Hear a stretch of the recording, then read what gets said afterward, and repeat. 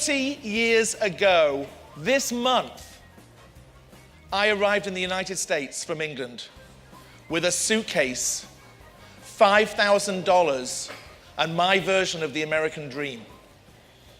6 months later, I was down to my last $20 in the entire world. I had something worse than bad credit. I had no credit. No friendly bank manager, no overdraft facility, no credit cards. This was it. My big idea, you are welcome to, because it sucked. 6 months in, we were down to $20. The big idea was to bring antique vintage things from England and sell them the way that you might have purchased Tupperware. Antique parties in people's homes. People came and drank the wine, ate the cheese, looked at the prices, and left. So 6 months later, here we were. It was a Tuesday. We lived in Huntington Beach, Southern California. I put the 20 on the kitchen table between me and my friend slash business partner, and we sat staring. And we stared. I was freaking out. I can't go back to England a loser. After a while, I turned to him and I said, do you have any ideas? He said, no. Do you?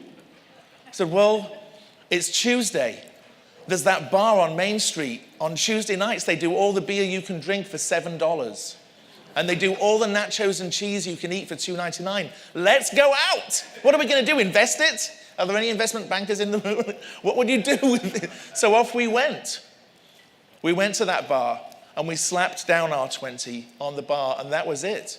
I just said goodbye to the last money I possessed on the planet. And we started drinking our beer, and we started talking about the whole adventure we'd been on, quitting our jobs. I even sold my railway set. We had $5,000 of inventory and $5,000 cash at the beginning. We just started talking about the whole journey to where we'd gotten to. After a while, I turned to the bartender and I said, we just spent our last 20 in your bar. And she said, why? This bar's crap. And I said, well, it's the only one we could afford. So she said, I better pour you guys a shot then. She started pouring us shots. Then she started telling some of the other bar staff, these guys, they just spent their last 20 in this bar. And her friend said, why? This bar's crap. Because that's what I said. But so their friends started giving us appetizers. Next we knew, they were telling some of the locals, these guys. And some of the locals gathered around and we started telling our stories. Now we've had a few beers and we're into the bravado space and we're having a great time. The next thing I remember, though, I was crying because they closed the bar and I couldn't even pay a tip. And the one girl who'd taken care of us most, she goes, come here, you're great, you guys are great. She goes, take a look around this bar. So I had a look. And she said, nearly everyone here is broke. It's a crap bar. You've been on this amazing adventure. It sounds like you're having a great time. You just broke. Like, okay, you're right. I'm loving this. Next thing I know, a guy who'd been chatting with us, he owned a limousine company. He drove us home that night in the back of a brand spanking new limousine. I remember I was in the back. I'd never been in a limousine before. And I have no money in the world, only in America. I'm pissed, which is English for drunk, in the back of this car having the best, I love America. So I get home, pass out in bed. It was the next day that I had been dreading, waking up penniless. But the weirdest thing is, when I woke up, I felt relieved. Finally, it's here. I've been so scared, but it was here. And I realized I've got 2 eyes to see with, 2 ears. I've got a mouth. I can use that. 2 legs to walk on. I started to feel hope, actually. I got up, I went through to the kitchen, and there was my business partner. He literally looked like he looked like he'd been beaten up. He looked like a broken man. I said, you know what? If you want to go back to England, I'll forgive you. Anyone will forgive you after all we've been through, after everything that's gone wrong.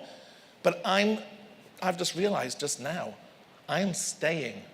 And I have no clue how I'm going to make this work. I don't know. But I'm going to find a way of making this work. So he looked at me and he said, you know what? I'll stay.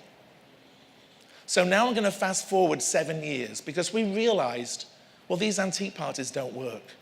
Where can we sell our inventory?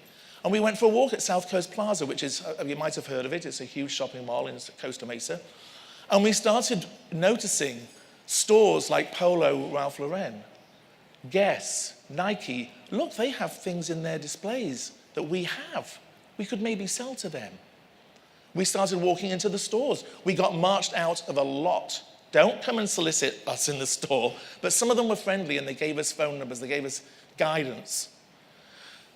So 7 years later, we had morphed into what we call a visual branding company. We were doing business with some of the best known brands on the planet. Polo, Ralph Lauren, Nike, Tommy Hilfiger, Banana Republic, Macy's, Land Rover, even Citibank. And we were on the front page of the Wall Street Journal. We were on over 1,000 newspapers, magazines, TV shows, not for being successful, but for how we built our brand, how we stood out from the crowd, how we became successful. Because when I mention a company like Polo, Ralph Lauren, you've seen what we did with that company. It was called propaganda. If you ever walk into a Ralph Lauren store and you see the sailboats, the trophy cups, the old suitcases, the rug that says Polo, anything that tells their brand story, for every single Ralph Lauren store on the planet, North America, Japan, and Europe, we supplied.